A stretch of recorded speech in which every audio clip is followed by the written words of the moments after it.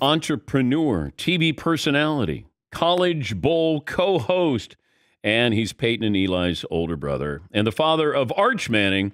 Say hello to Cooper Manning, our old buddy. Look at you, big time. Remember when you worked with us in New Orleans, Manning on the street? Now look at you. Dan, I got to give you all the credit. You saw something in me that no one else saw. Thank goodness. Paulie came to me before we went to that Super Bowl in New Orleans. He goes, I got an idea. He goes, Cooper is the funny Manning, and maybe we could just have him on the street, walking around, creating content. And you had these great, each day we had something that was unscripted. It was just funny. And I really appreciated you taking a chance there. Then next thing I know, now you're like a mogul.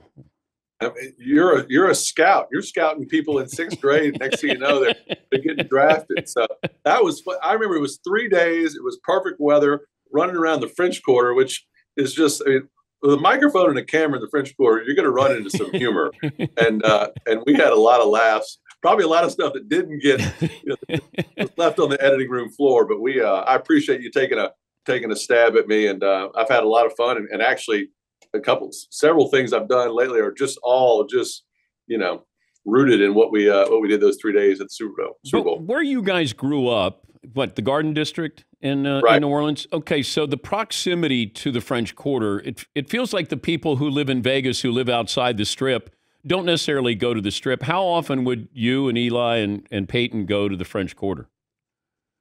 More often than you think. It's really only about, it's 8-10 minutes tops of a ride. So it's not a big deal. Tons of restaurants.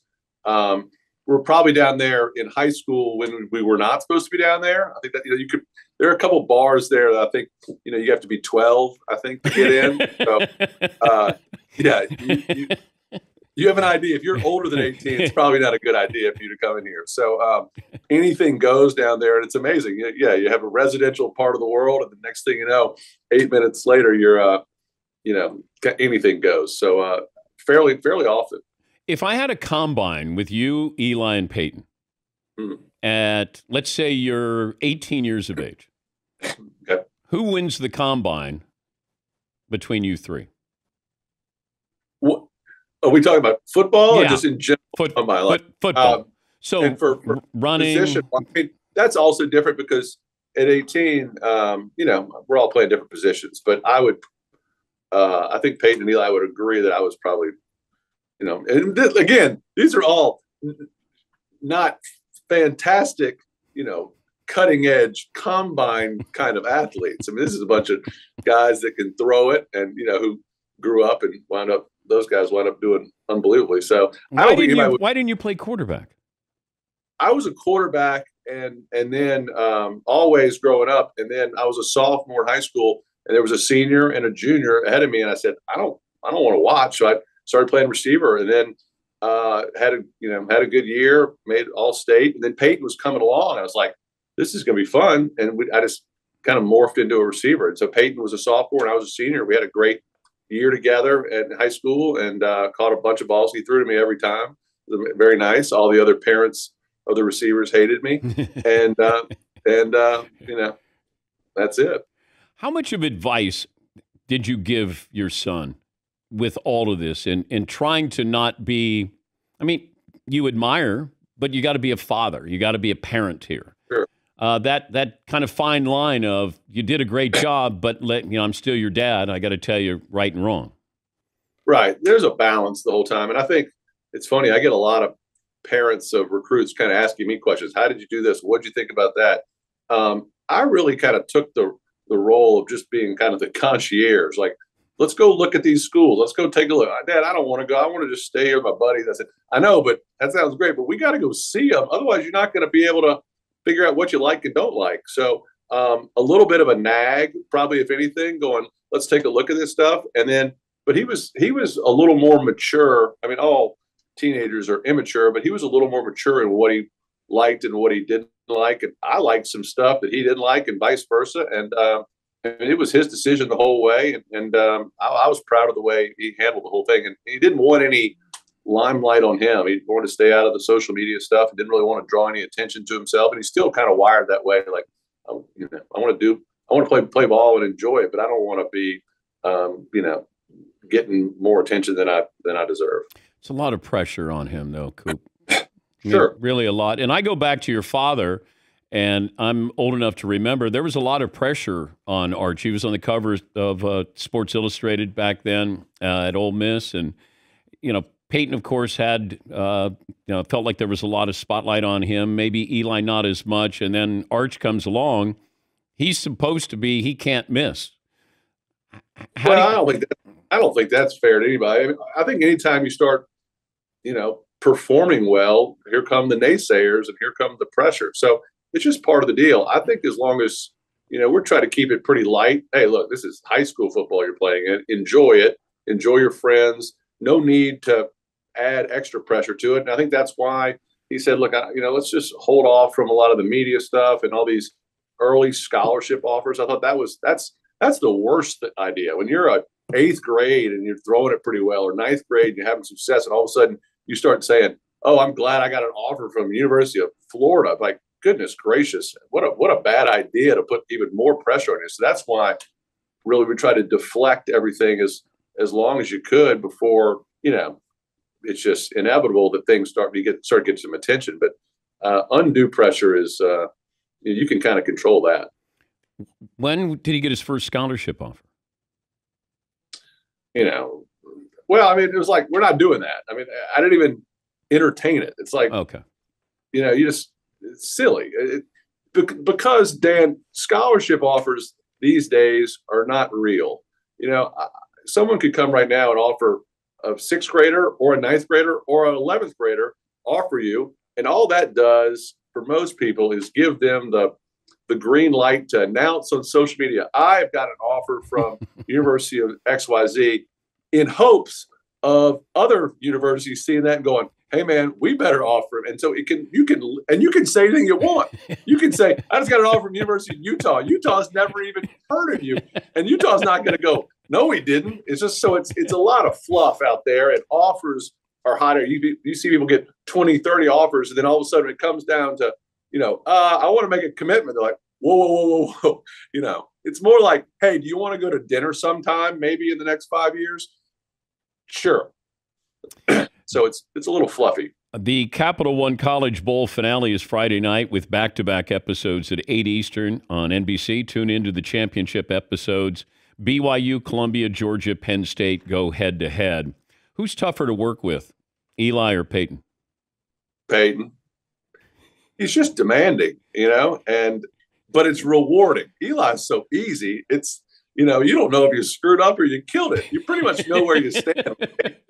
And so I will say that week, we filmed this for a week together over in Atlanta, and we laughed a lot. We had a good time, and we're together a lot. I'm sure he's way ready to get the heck away from me after a week of 7 to 7 days. But Peyton's really good. He demands a lot of himself, and therefore, when we're rehearsing things and I screw up and I'm like, I got to do it again. You can see him over there like, you're killing me. You're literally killing me. So you kind of get your A game ready, because B game is unacceptable. But he probably goes in and acts. Now you know what his teammates felt like. You're in the huddle, you're at the line of scrimmage, and you screw up. I think people get, they don't stay up that extra 30 minutes and watch a little Matlock. They go to bed and get the rest. They don't, have an extra beer and say, oh, I'll be fine tomorrow. You better be on your game, because, and he'll call you out on it. That's the thing. Peyton does not care about, telling you the truth, and he's not wrong. He's pretty curt. Are you still a Saints fan? Yes, I am. It's funny. It's a crazy way to grow up a Saints fan, go to all the games in high school. Obviously, growing up going with my dad, but even my dad did the games. He did the color on the radio. So we would go to the games, get a ride home with him, go down to the locker room, knew everybody. And then all of a sudden, you have a brother that plays for another team, and you got to go, wait, I got to pivot here. And so you become a Colts fan.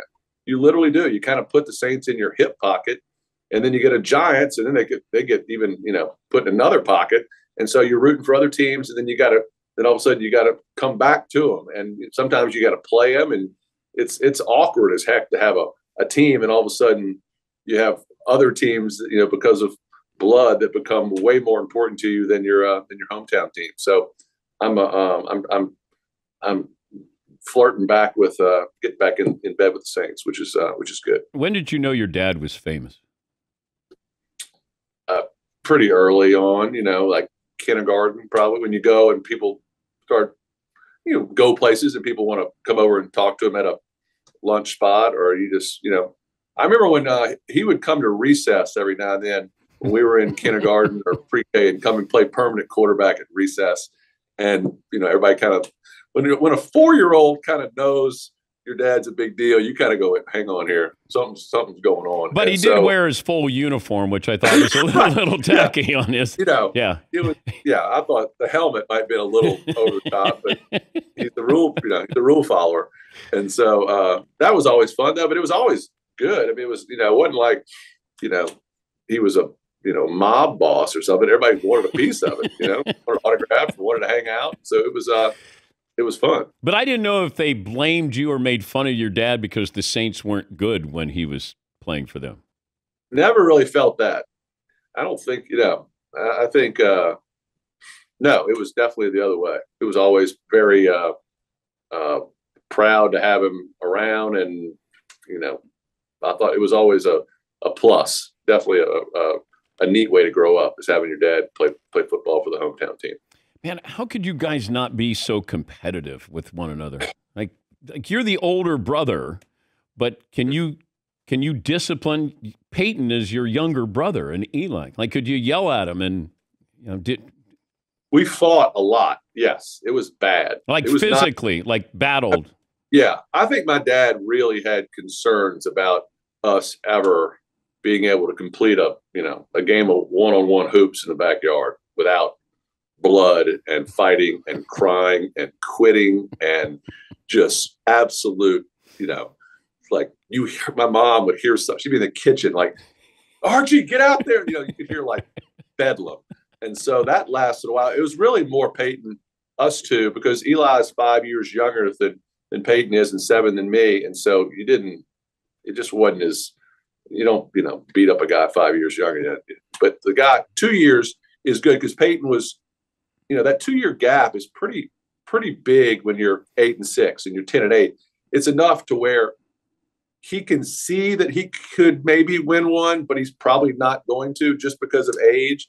And that drove him crazy. And then my ego could not handle getting beat by a 9-year-old when I'm 11. So drove me crazy. So then it just never ended very well. Well, I'm happy for you. The entrepreneur, TV personality, College Bowl co-host, Cooper Manning. Great to talk to you, and hopefully we'll cross paths in person.